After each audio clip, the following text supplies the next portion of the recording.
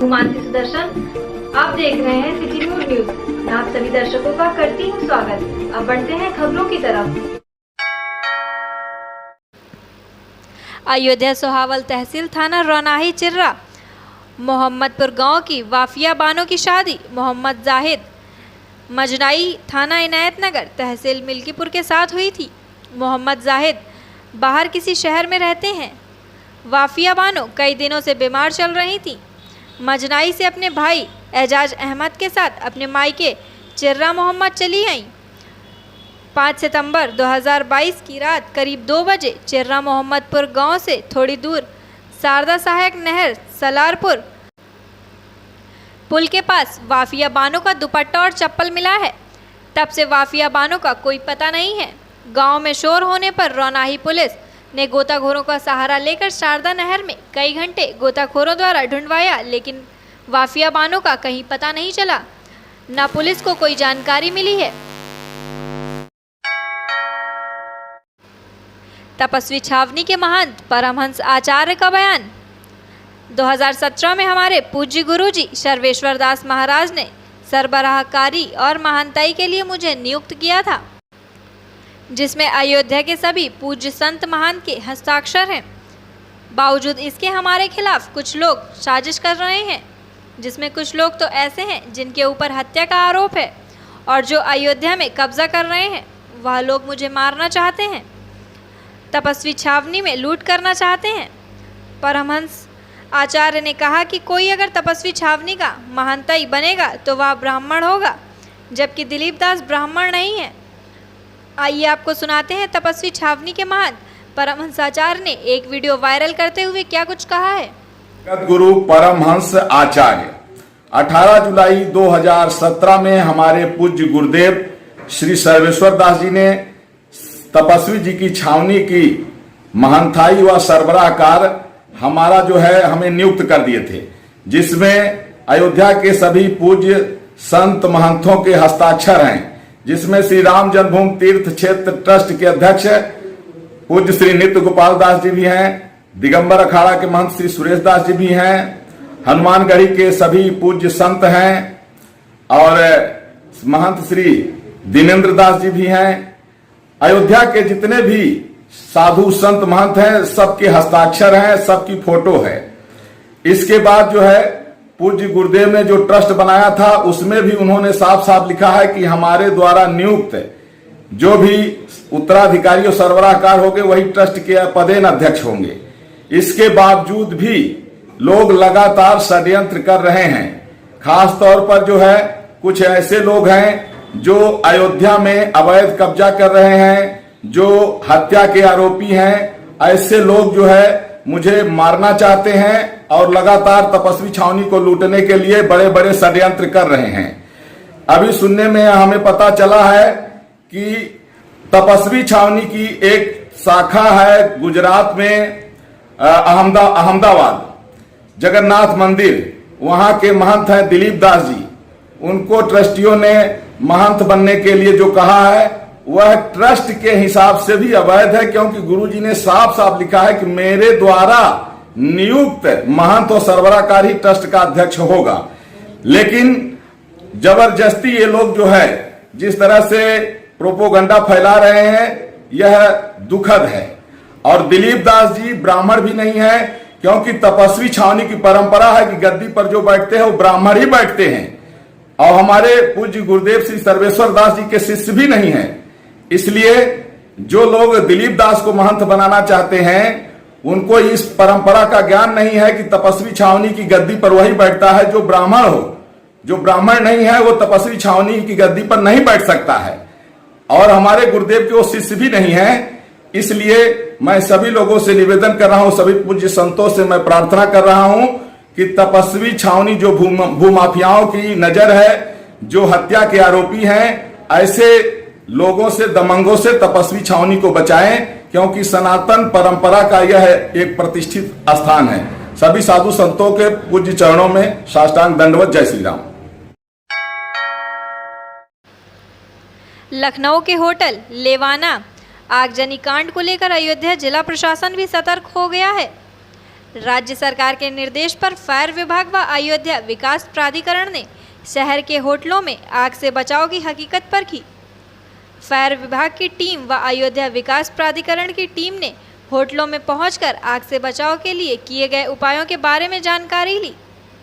Fire विभाग के chief fire officer Rajkishore राय व अयोध्या विकास प्राधिकरण के सचिव संजीव सिंह ने टीम के साथ hotel Shanyavat, hotel Tirupati, hotel Avantika व आकाश यात्री निवास में पहुंचकर आग से बचाव को लेकर किए गए उपायों की हकीकत जानी। होटल तिरुपति, होटल अवंतिका व आकाश यात्री निवास में कमियां पाई गई हैं। दोनों टीमों के अधिकारियों ने होटल अवंतिका व आकाश यात्री निवास को चेतावनी दी है। वहीं अयोध्या विकास प्राधिकरण के सचिव संजीव सिंह ने कई होटलों से उनके नक्शे मांगे हैं। माना जा रहा है कि कई होटलों पर अयोध्या विकास प्राधिकरण कार्रवाई कर सकता है। चीफ फायर ऑफिसर राजकिशोर ने बताया कि अभी यह अभियान चल रहा है। होटल, रेस्टोरेंट, अस्पताल, नर्सिंग होम व लॉज सबकी चेकिंग की जाएगी। जिसके पास आगजनी के बचाव के उपकरण नहीं पाए गए उनके खिलाफ कार्रवाई की जाएगी। अनवरत जो भी हैं, होटल हैं, नर्सिंग होम, हॉस्पिटल हैं, चाहे लॉज हैं, उनका निरीक्षण अनवरत चलता रहेगा। आज अभी तक 4 होटलों का निरीक्षण किया गया, जिसमें शान्यावत है, तिरुपति है, अवंतिका है और आकाश तीर्थयात्री है।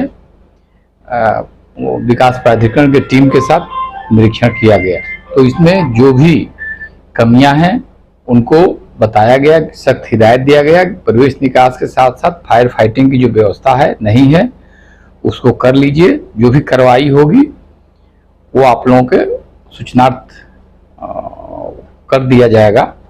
अभी 2 या 3 होटलों को वार्निंग दी गई। कौन कौन से होटल हैं ये? तिरुपति को भी दी गई, अवंतिका को भी दी गई और आकाश तीर्थयात्री को भी। बड़ी चूक अवंतिका में दिखी और आकाश तीर्थयात्री। क्या चूक थी सर? उसमें प्रवेश निकास की भी दिक्कत थी, अवंतिका में भी, और उनमें भी फायर फाइटिंग की भी व्यवस्था समुचित नहीं थी। प्राथमिक शिक्षक प्रशिक्षित स्नातन एसोसिएशन अयोध्या के द्वारा शिक्षक दिवस के अवसर पर उत्कृष्ट शिक्षक सम्मान एवं शिक्षक संगोष्ठी कार्यक्रम का आयोजन किया गया, जिसमें मुख्य अतिथि के रूप में रुदौली के विधायक रामचंद्र यादव ने भाग लिया। इसके साथ साथ अयोध्या और आसपास के जिलों के सैकड़ों शिक्षक शिक्षिकों को इस संगोष्ठी में शामिल हुए। रुदौली विधायक रामचंद्र यादव द्वारा 6 शिक्षकों को उत्कृष्ट शिक्षक सम्मान से सम्मानित किया गया। विधायक रामचंद्र यादव ने बताया कि शिक्षक देश का आधार और राष्ट्र निर्मित आज शिक्षक दिवस के अवसर पर मैं सभी शिक्षकों को नमन करता हूं, जो खुद एक जगह रहकर दूसरे को आगे बढ़ाने का काम करते हैं। शिक्षक प्रशिक्षित स्नातक एसोसिएशन अयोध्या प्रदेश संयोजक पंकज यादव ने बताया कि आज संगठन द्वारा शिक्षक सम्मान एवं संगोष्ठी का आयोजन किया गया, जिसमें अच्छा कार्य कर रहे शिक्षकों को उत्कृष्ट शिक्षक सम्मान से सम्मानित किया गया। संगोष्ठी में आए हुए सभी शिक्षक बंधुओं का आभार व्यक्त करते हैं। सम्मानित जनपद अयोध्या के हमारे जो उत्कृष्ट शिक्षक हैं उनका सम्मान प्रेस क्लब के इस पवित्र प्रांगण में किया गया। आज के इस कार्यक्रम का जो हमारा आयोजन था वो प्राथमिक शिक्षक प्रशिक्षित स्नातक एसोसिएशन अयोध्या उत्तर प्रदेश के द्वारा किया गया था। उसके संयोजक पंकज यादव जी और उनके जिलाध्यक्ष श्याम जी वर्मा जी का और उनकी पूरी टीम का एक शानदार आयोजन था। इसमें हमने अपने उत्कृष्ट काम करने वाले शिक्षकों को सम्मानित किया है। निश्चित रूप से आज के इस पावन अवसर पर, पवित्र दिवस पर, मैं अपने उपस्थित सभी जिनको सम्मानित किया गया उनको भी, जो नहीं सम्मानित, जो यहाँ पर उपस्थित हैं, सभी को बहुत बहुत शुभकामनाएं देता हूँ। और आज के इस शिक्षक दिवस के अवसर पर पूरे जिले के सम्मानित वह शिक्षक जो काम कर रहे हैं और जो अब नहीं काम कर रहे हैं, सेवानिवृत्त हैं, उनको भी सबको बहुत ढेर सारी शुभकामनाएं, सबका बार बार अभिनंदन, स्वागत। क्योंकि आज जो भी है समाज में, जो भी जिस तरीके से भी अपने मुकाम तक पहुंच रहा है, वह शिक्षक जो एक कच्चे घड़े की तरह अपनी कक्षा में पढ़ने वाले बच्चों को संवारता है, सजाता है, आगे बढ़ाता है।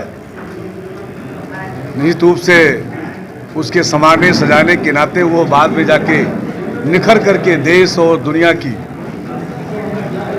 जो एक बड़ी परिधि उसमें काम करता है, सेवा करता है। इसीलिए हमारा वह शिक्षक हम सब के लिए बहुत ही हर तरह से उनका स्वागत सत्कार करने का, हर तरह से आज कितने लोग के दिन लगभग 6 शिक्षकों को हम लोगों ने सम्मानित किया है। और ये जो हमारे 6 शिक्षक हैं, ये जनपद के उन सभी शिक्षकों का नेतृत्व कर रहे हैं जो यहाँ पर नहीं भी हैं। आज के ही दिन अयोध्या जनपद के शिक्षकों के बीच से ही श्रीमान मनीष देव गुप्ता जी उत्तर प्रदेश के माननीय मुख्यमंत्री जी के द्वारा सम्मानित किए गए हैं। वह कार्यक्रम जो 75 जिले का लोक भवन में हुआ, वहाँ पर अयोध्या के भी हमारे सभी शिक्षकों के बीच में काम करने वाले एक शिक्षक को सम्मानित किया है। निश्चित रूप से आज अयोध्या के आज हमारा प्राथमिक शिक्षक प्रशिक्षित स्नातक एसोसिएशन उत्तर प्रदेश जनपद इकाई अयोध्या द्वारा उत्कृष्ट शिक्षक सम्मान का कार्यक्रम का आयोजन किया गया। इसमें माननीय मुख्य अतिथि हमारे माननीय विधायक रामचंद्र यादव जी रहे और ये ऐसे शिक्षकों का चयन किया गया जो शिक्षक अपने विद्यालयों में अच्छा काम करते थे और उनको जनपद में लोग नहीं जान रहे थे, उनके कार्यों का प्रशंसा नहीं हो पा रही थी और उनके कार्यों से हम लोग जो लाभान्वित होना चाहिए था शिक्षकों को, वो नहीं हो पा रहे थे। तो इस दिशा में हम लोगों ने काम किया। हमारी टीम ने जनपद पूरे अयोध्या में से 6 शिक्षकों का ऐसा शिक्षक चुना जो अपने विद्यालय में अच्छा काम कर रहे हैं, बच्चों के शारीरिक रूप से, मानसिक रूप से और जो है शैक्षिक रूप से उनकी गुणवत्ता में सुधार दिन पर दिन कर रहे हैं। तो ऐसे शिक्षकों का चयन किया गया। उसमें मसौदा से अमृता त्रिवेदी जी हैं और रुदौली से रविनंदन सिंह जी रहे और मवई से अतुल कुमार जी रहे और रुदौली से आशुतोष यादव जी रहे और तारुण से मोहम्मद तारिक जी रहे और हरन से राकेश कुमार वर्मा जी रहे। इन सभी साथियों को, सभी शिक्षकों का आज माननीय विधायक रामचंद्र यादव जी द्वारा स्वागत उत्कृष्ट शिक्षक सम्मान से उनको नवाजा गया और उनको इसमें चिन्ह और प्रशस्ति पत्र भेंट करके ये जो है हम लोगों ने मैसेज दिया है कि हम चूँकि काम सभी शिक्षक कर रहे हैं, लेकिन ये है कि उसी में से कुछ शिक्षक ऐसा करते हैं कि जो मिसाल बन जाता है। तो आज शिक्षक दिवस के शुभ अवसर पर हम सभी पूरे जनपद के शिक्षकों को बधाई देते हैं, शुभकामनाएं देते हैं और साथ ही आशा करते हैं कि सभी शिक्षक अपने पूरे मनोयोग से, पूरी ऊर्जा के साथ बच्चों को अध्ययन अध्यापन का कार्य पूरा करते रहेंगे। और हमारा संगठन आज एक जो कार्यक्रम हम लोगों ने किया है, आज ये सफल रहा और प्रतिवर्ष शिक्षक दिवस के अवसर पर हम लोग शिक्षकों का, उत्कृष्ट शिक्षकों को सम्मानित करते रहेंगे। हमारा नाम पंकज कुमार यादव है, मैं प्रदेश संयोजक हूँ प्राथमिक शिक्षक प्रशिक्षित स्नातक एसोसिएशन उत्तर प्रदेश। रामनगरी अयोध्या में कोरोना काल के बाद एक बार फिर अनवरत रामलीला के आयोजन की शुरुआत हो गई है, लेकिन इसकी शुरुआत नेशनल हाईवे के पास संस्कृत विभाग द्वारा बनाए गए भवन में किया गया था। नेशनल हाईवे होने के कारण यहां तक कोई भी श्रद्धालु नहीं पहुंच पा रहे थे, जिसको देखते हुए इस अनवरत रामलीला को अब सरयू तट पर स्थित भजन संध्या स्थल पर कराए जाने का निर्णय लिया गया है, जहां पर हर रोज अलग अलग क्षेत्र के कलाकारों द्वारा रामलीला का आयोजन किया जाएगा। इस दौरान अयोध्या सांसद लल्लू सिंह ने बताया कि इस रामलीला को अनवरत जारी रखा जाएगा। शासन की मंशा के अनुरूप अयोध्या आने वाले श्रद्धालु रामलीला को देख सकें, इसके मुताबिक इस रामलीला को सरयू तट पर स्थित भजन संध्या स्थल पर प्रारंभ कराया गया है। उन्होंने बताया कि इस रामलीला को प्रारंभिक तौर पर शुरू कर दिया गया है, लेकिन इस स्थल को श्रद्धालुओं के अनुकूल व पर्याप्त व्यवस्था बनाए जाने का कार्य जल्द ही पूरा कर दिया जाएगा। वहीं कलाकारों के लिए भी इस स्थल पर रुकने की व्यवस्था हो सके, इसके लिए विभाग को निर्देशित किया गया है और आने वाले समय में इस स्थल को आधुनिक रूप में परिवर्तित कर इसे मॉडल स्वरूप दिया जाएगा। इस रामलीला के आयोजन व संस्कृत विभाग के प्रशासनिक अधिकारी राम तीरथ ने बताया कि आज से भजन संध्या स्थल पर अनवरत रामलीला का आयोजन की शुरुआत हो गई है, जहां रामलीला मंडली अयोध्या सहित प्रदेश के अन्य जनपदों की मंडली रामलीला करेंगी।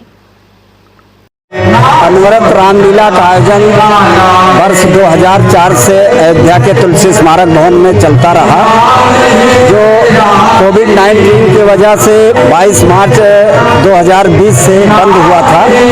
और इसका शुभारंभ जो है वो एक सांस्कृतिक मंच निर्मित हुआ था विभाग द्वारा, उच्च कोटि का है, जिसमें 2 अप्रैल 22 से रामलीला प्रारंभ किया गया।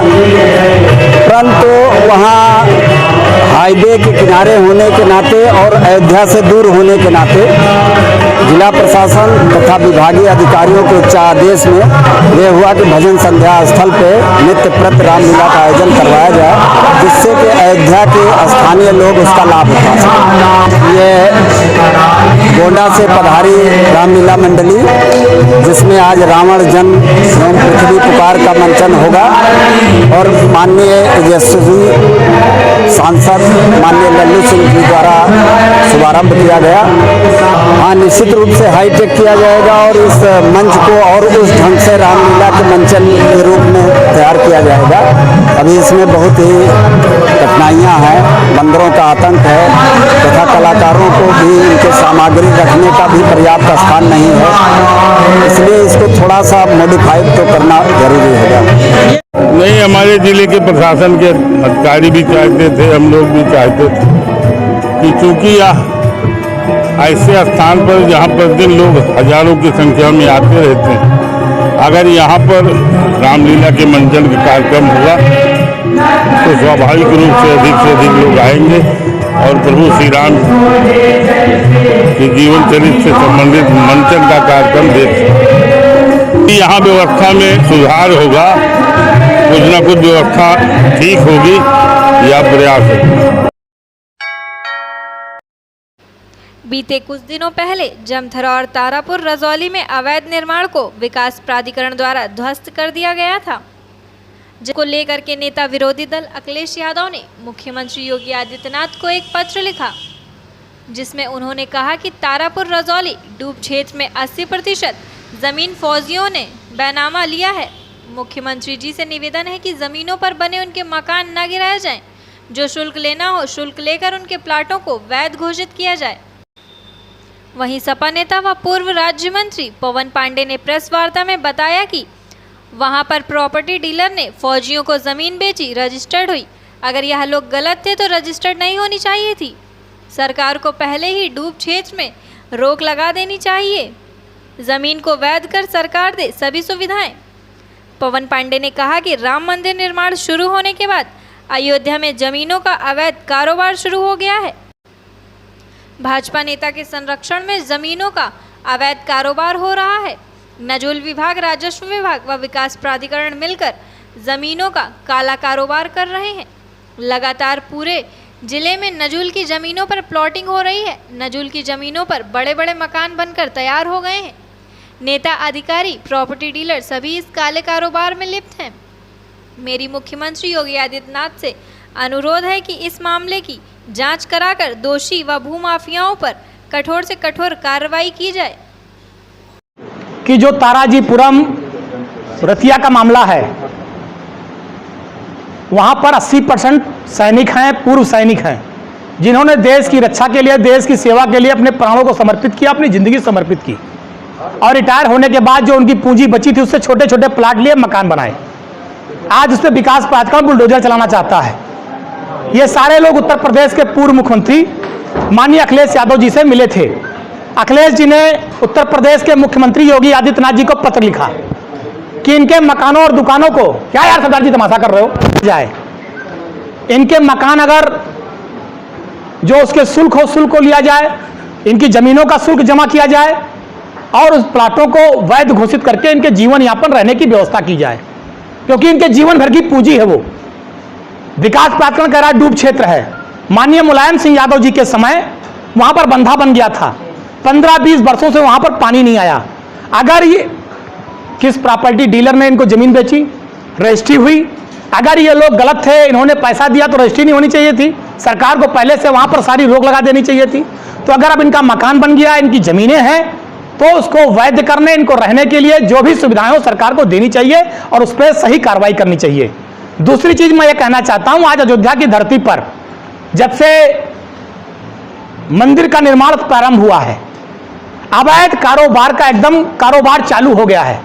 पूरी तरह से पूरी भाजपा नेताओं के संरक्षण में, पूरे उनके संरक्षण में नजूल विभाग, राजस्व विकास प्राधिकरण जमीन का पूरा काला कारोबार कर रहे हैं। जमीनें बेची जा रही हैं, नजूल की जमीनों पर प्लाटिंग हो गई है, नजूल की जमीनों पर बड़े बड़े मकान बन गए हैं और उसमें अधिकारी से लेकर प्रॉपर्टी डीलर से लेकर सब लिप्त हैं। योगी जी से हमारा अनुरोध है, कार्रवाई करिए, जांच कराइए। अभी जो विकास प्राधिकरण ने सूची जारी की जमीनों की कालाबाजारी करने वालों की, उसमें किसका नाम था, कौन लोग थे, किस दल के लोग थे? भाजपा के विधायक का नाम था। वो सूची कोई सपा कार्यालय से नहीं जारी हुई थी, वो सूची भारतीय जनता पार्टी के कार्यालय से नहीं जारी हुई थी, वो सूची किसी नेता ने नहीं जारी की थी, वो सूची विकास प्राधिकरण के अधिकारियों ने जारी की थी। तो नजूल, राजस्व विभाग और विकास प्राधिकरण की मिली भगत से अयोध्या में जमीनों का खेल चल रहा है, जमीनों की लूट चल रही है, अवैध रुपए का एक बड़ा कारोबार साम्राज्य खड़ा किया जा रहा है। तो हम माननीय मुख्यमंत्री से बात मांग कर रहे हैं कि आप हर हफ्ते आते हैं, प्रभु श्री राम बजरंगबली के दर्शन करते हैं। मैं कहना चाहता हूं कि भगवान का दर्शन करना तब सार्थक होगा जब मर्यादा पुरुषोत्तम प्रभु श्री राम की प्रजा जो ठगी जा रही है, छली जा रही है, लूटी जा रही है, आप उस पर रोक लगाइए। जो जमीनों का अवैध कारोबार हो रहा है उस पर रोक लगाइए।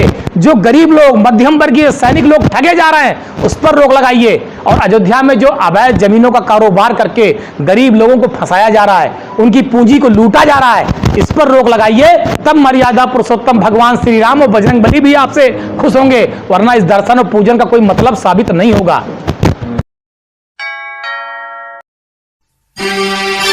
सुप्रसिद्ध दांत का अस्पताल, विदेशी उपकरण द्वारा आधुनिक सुविधाएं उपलब्ध। DS Prajapati dental clinic, Sahabganj Havells showroom के सामने, अयोध्या रोड, जिला अयोध्या।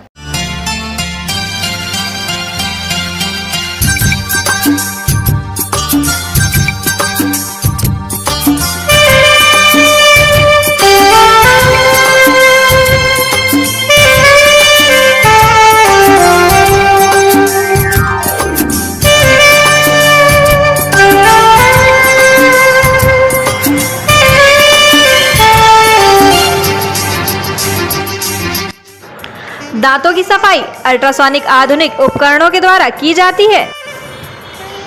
पारिये का संपूर्ण इलाज किया जाता है। टेढ़े मेढ़े बाहर व अंदर निकले दांतों को सीधा किया जाता है। रिमूवल तार, फिक्स तार लगाने की सुविधा। लाइट क्योर विदेश मशीन द्वारा टूटे हुए दांतों को सुंदर बनाया जाता है। दांतों में लगे कीड़ों को बिना दांत निकाले रूट कैनल इलाज द्वारा सही किया जाता है। फिक्स दांत लगाए जाते हैं।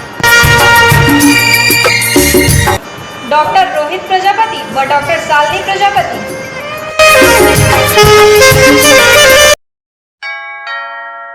आज के लिए बस इतना ही। कल फिर मिलेंगे इसी समय इसी चैनल पर। अब हमें दीजिए इजाजत। नमस्कार।